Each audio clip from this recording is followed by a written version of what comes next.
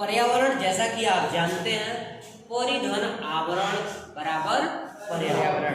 परिधन आवरण बराबर पर्यावरण। इसका मतलब परि का मतलब हमारे चारों तरफ, आवरण जो तत्वों का आवरण चादर फैली हुई है, इसे ही हम पर्यावरण कहते हैं। एक छोटे से सेंटेंस में देखें, तत्व जो हमारे चारों तरफ उपस्थित है, तत्व जो हमारे चारों तरफ उपस्थित है, अजैव घटक तथा जैव घटक को प्रत्यक्ष तथा अप्रत्यक्ष रूप से प्रभावित करते हैं, पर्यावरण बनाते हैं। सेंटेंस समझ लिया आपने?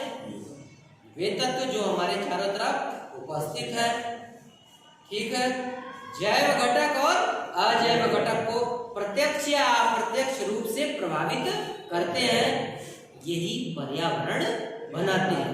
अब इसे इस प्रकार से समझे, हमारी चारों तरफ गैसों का आवरण फैला हुआ है, बहुत सारी गैसें, हमारे चारों तरफ बहुत सारी गैसें फैली हुई हैं। ये सारी गैसें जैव घटक और अजैव घटक। जैव घटक हमारे चारों तरफ कौन है? हम सभी हैं, पशु पंछी। जो सजीव है वो जैव घटक है, जो सजीव है वो जैव घटक, और अजैव घटक जो निर्जीव है। अजैव घटक कौन सा है? जो निर्जीव है।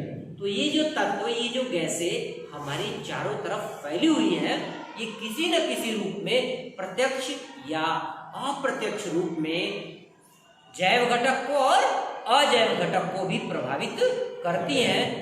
इसी से हमारा पर्यावरण बनता है, या इसे कहते हैं कि वातावरण बनता है। हमारे चारों तरफ जो गैसें हैं, जो तत्व उपस्थित है, कोई सा भी नाइट्रोजन है, कार्बन डाइऑक्साइड है, ऑक्सीजन है, तमाम सारी अक्रिय गैसें हैं। जैव घटक में हम सभी हैं, पशु पंछी कीड़े मकोड़े सब है जैव घटक में। अजैव घटक में कुर्सी मेज फर्नीचर बिल्डिंग सारी चीजें हैं निर्जीव।